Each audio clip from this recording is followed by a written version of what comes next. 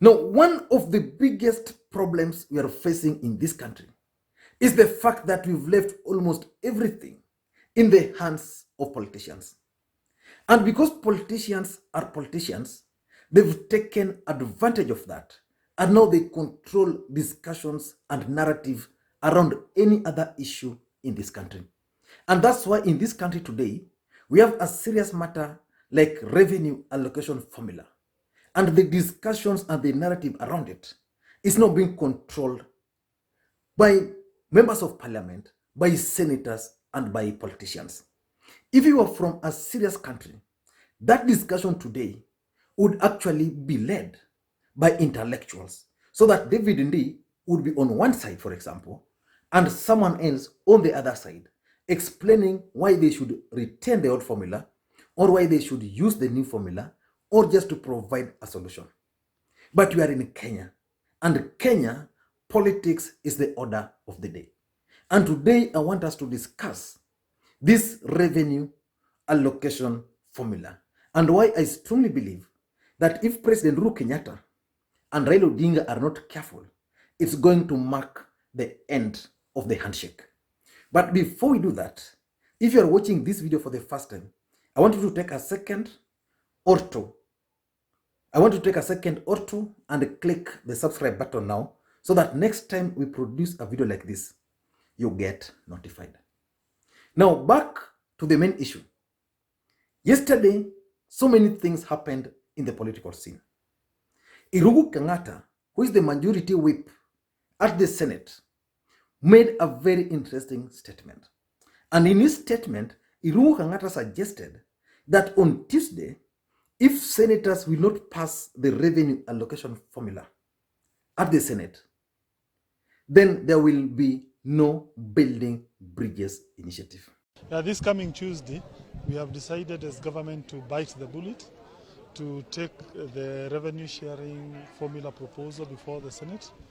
If the Senate listens to us, they will pass it. If they refuse, that's okay.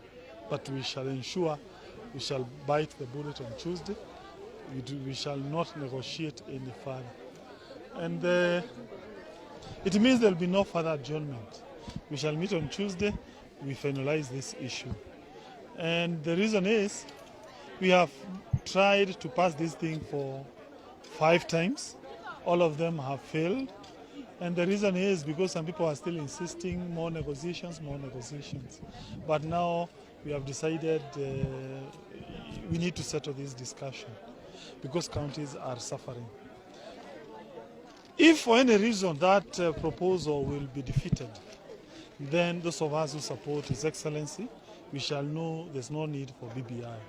Because to us, the reason why we are supporting BBI as Mount Kenya leaders is because that BBI stands for one man, one shilling. And that is the whole concept underpinning the committee's proposal on how we should share the county revenue. So there's no way you can be a supporter of BBI, then on the other hand, you oppose the committee proposal. So Irungu Kangata is not just an ordinary senator. He is the majority whip who was appointed by President Uhuru Kenyatta just recently to replace Susan Kihika. So unless he was careless in his words, I want to interpret that Irungu Kangata was actually relaying the statement or a message from President Uhuru Kenyatta.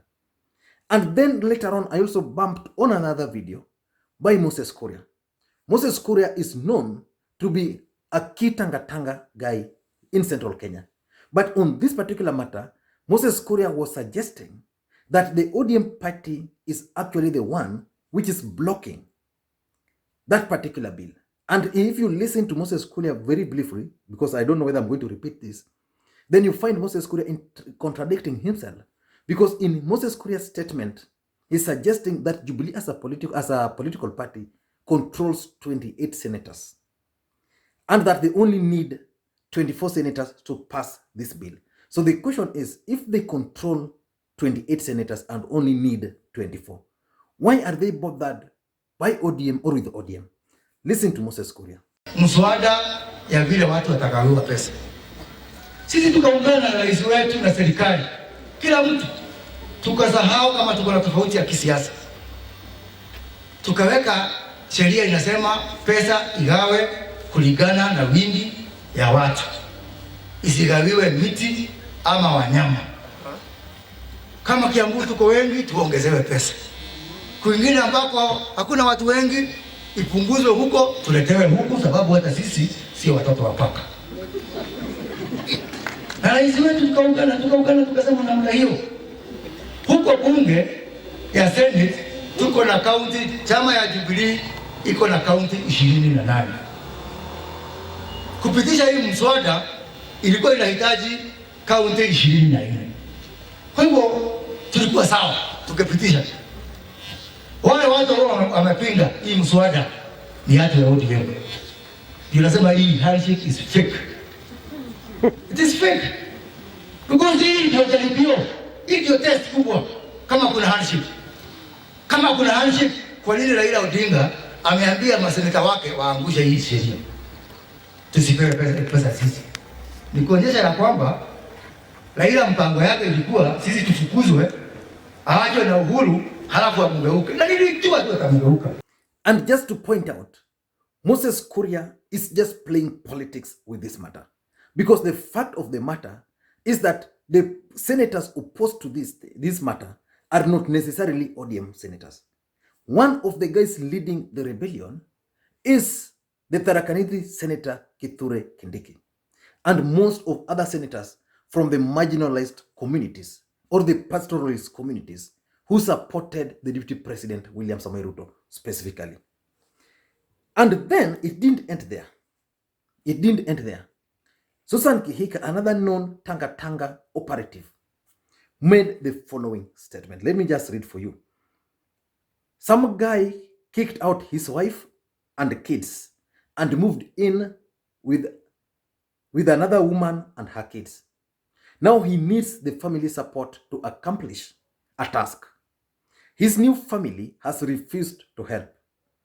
Should the old family, that's Jubilee in quotes, should the old family, choices A, hold their noses and help? 2, watch the show unfold. And 3, show him the middle finger. That's Susan Kihika. That's Susan Kihika. And the question is, why is this matter so divisive? I want to go into that. But before I go into those details, let me make something very clear. That President Uhuru Kenyatta, Raila Odinga, and William Samoei Ruto, all these three gentlemen, are facing serious dilemma with this matter, especially with this revenue allocation formula. Let me start with President Uhuru Kenyatta. For President Uhuru Kenyatta to win the support of Central Kenya, the president must support and must push through this bill. Because in this bill, the president is going to succeed in meeting one of the demands which the allies of Deputy President has always been bragging about in Central Kenya, and what these people of Central Kenya have been singing. One man, one vote. So the president is keen on ensuring that this bill is going to pass. And if that bill will pass that way, then what about the other areas? What will the president tell the rest of the other areas? The second guy is Raila Odinga. Raila Odinga is facing a serious dilemma on this matter, because by opposing this matter, it means the allies of the deputy president can take advantage of that and then go round Central Kenya and convince the people of Central Kenya that Raila Odinga is opposing the president. And that's why Moses Kuria was talking of they have 28 senators. But out of those 28 senators, they only need 24, which means they have extra 4. But still, Jubilee is still complaining about ODM party being unable or opposing this particular bill. And apart from that, if Raila Odinga will let this bill pass, then majority of the counties which are losing are actually ODM counties and other marginalized communities. Remember, the second liberation in this country, which Raila Odinga participated on, was fought majorly because of the skewed allocation of resources. And that's why devolution was brought. So if Raila Odinga is going to support this bill the way that it is, and several counties are going to lose, then it means it's going to be a loss for his key support base and even those he has always stood for. The third guy in this case is the deputy president. Where is the deputy president? The deputy president is looking at numbers, is looking for numbers. Because in politics, the only thing which matters is interest. And that interest is political interest. The deputy president has sat down and he has figured that Kiambu County alone has over 1 point something million votes. So you'd rather lose Mandera, you'd rather lose Wajir, you'd rather lose Isiolo, those pastoralist counties, you'd rather lose Garissa, but retain those. Again, if you come to Rift Valley, the county which is gaining the most of all those counties in the entire republic, I think it was in Gishu. Then Kericho is gaining, Bomet is gaining, Nandi is gaining, all those other counties are gaining. So the deputy president would also not want to be seen to be fighting Rift Valley.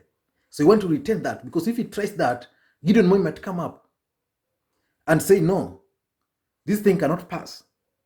And the Gideon Moi will take advantage. So the DP has looked at numbers. And because of that, he's going to remain silent. He doesn't want to be seen to be supporting. But why is the politics so deep in this? And why are we even discussing this?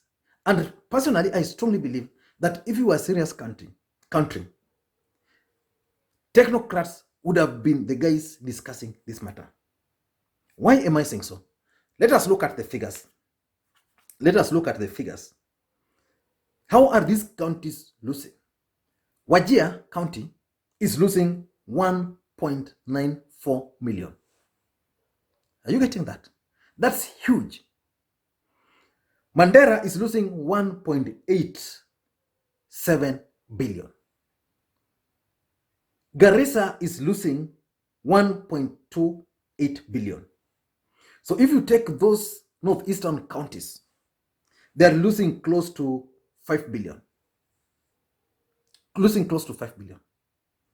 Some of these counties are actually marginalized counties. Some of these counties, the residents there witnessed tarmac road for the first time in their life through county governments, through devolution. Some of these counties witnessed cesarean section for the first time through devolution, which means when Mr. Kenyatta was the president, he didn't invest much in those counties. They were marginalized. When Moi took over, he continued from where Mzee left. When Moi Kibaki took over, he still continued from where those people left. And when Uhuru Kenyatta took over, it was just the normal stories. And again, let me just continue reading for you how counties are losing. The other one is Marsabit. Marsabit is also another pastoralist county. And pastoralist counties formed URP. Then there's Tana River losing 1.55. Then there is Mombasa losing 1.02 billion. And that's why Raila Odinga is not going to allow this. Kwale is going to lose 995 million. That's why Raila is not going to allow this. Narok is going to lose 887. And that's why Raila is not going to allow it. Isiolo, another pastoralist, where you'd expect the deputy president to support, to stand with them, is not, because their population is not high. Kilifi is going to lose 887 million. Raila is not going to allow. Turkana is going to lose 450 million Kenya shillings. I don't think whether Raila Odinga is going to allow that. Nyamira is going to lose 444.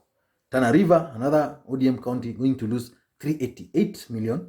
And then Tharaka Nithi is going to lose 367 million. And by the way, the guy who is at the forefront in opposing this is Professor Kithure Kindiki, a key ally of the deputy president, William Samoei Ruto. And the question is very simple. These counties are losing, and other counties are gaining.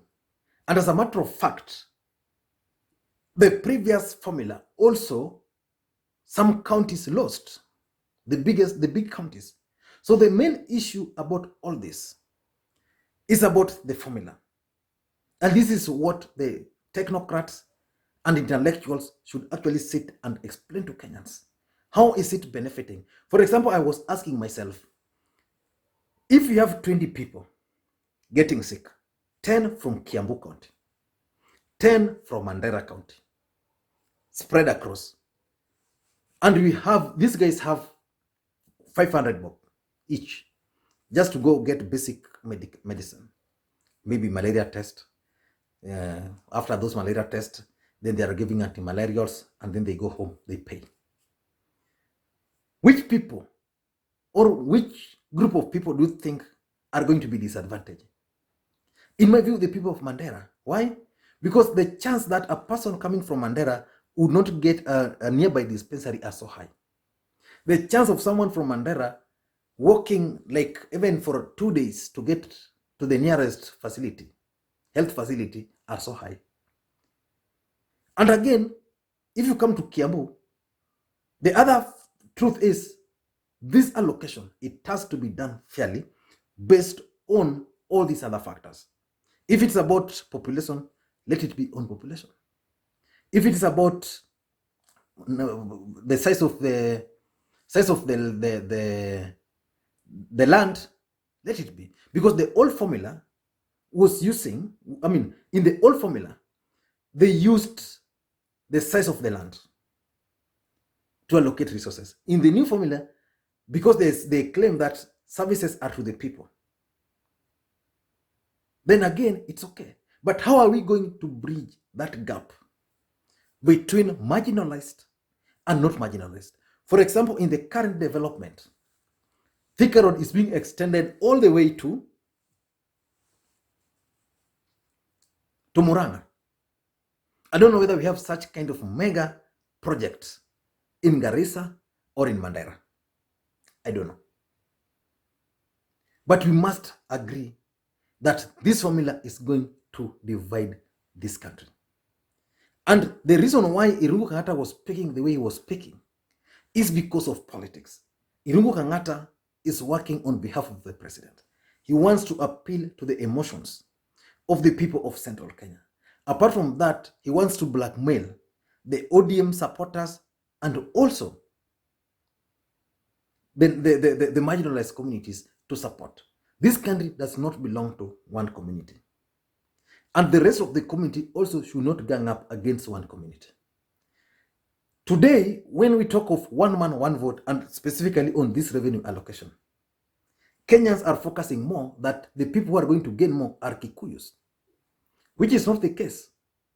Rift Valley here is gaining more. Uasin Gishu gaining, Nandi is getting, Kericho is getting. And that's why I really liked the Kakamega Senator, Cleophas Malala. He explained clearly that for him, his county is going to gain huge. And he's also planning to run for the governorship in 2022. But this country does not belong to them alone. This country is big.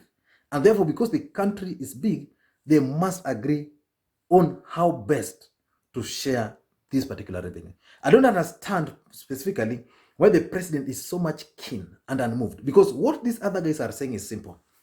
The only issue they have is that the counties are going to lose. They don't want any single county to lose even a shilling. So they've proposed a formula where instead of using 100% on land, then you use 95%. Use 95% and allocate all these other counties based on that population. They don't care. Then the 5% is now used to caution the counties which are going to lose. So if Kericho is going to gain, if Mandera is going to lose, then that 5% remaining on top is allocated. They find a way of ensuring that it doesn't lose. No governor, no senator. I want to tell you, the senator for Mombasa, the senator for Tharaka Nithi, who is in Jubilee, the senator for Lamu, who is in Jubilee, the senator for Isiolo, who is in Jubilee, all those senators are not going to allow a single cent to be deducted. So they'd rather vote and fail with the vote, but not to give in. So the president must take leadership and figure out the best way out of this particular problem. But let us also not postpone it. Because if we postpone it, then we are going to face a problem. Again, if you're using population, how do you think, I mean, if you use population, for example, which is okay. Today, if you have 3 individuals or 5 individuals, 5 kids looking for IDs, 5 from Kiambu and 5 from Mandera, which group do you think will get the ID first? So this country, there's a lot of marginalized. I was to Garissa. I've been to Garissa, I think, twice. And I was shocked that when we were leaving Garissa, now coming back, we reached that river. Is it Tana River? Then people were alighting. Then people were being IDs. That was Kitambo, even before Al-Shabaab, I think. It must have been around 2009. Yeah, around 2009. Was it really 2009? I think it could be earlier. It could be earlier. But we alighted. Then watu wanatoa IDs. Na kama uko na nywele kama hii yangu ngumu, we unapita. But the locals wenye wako na hiyo nywele ya Somali, unatoa ID ndio upite. So those are the kind of people you don't want to subject to normal. You tell them one man, one, it won't make sense. They'll actually push to secede. And now people like Turkana who are going to lose. The next time they'll say, let our oil benefit us. I don't know what you think. The people, of course, will say, if you're taking 1 billion from us, please take, we don't care. But let the port of Mombasa benefit the people of Mombasa. So we must find a balance in all this particular matter. I don't know what you think, but that's my take. Thank you guys. And if you're watching this video for the first time again, please take a second and click the subscribe button so that next time you produce a video like this, you get notified. And to the subscribers, I want to continue. Thank you guys for your continued support. Because without that support, this channel cannot be where it is today. Thank you guys, and please may you have a good day.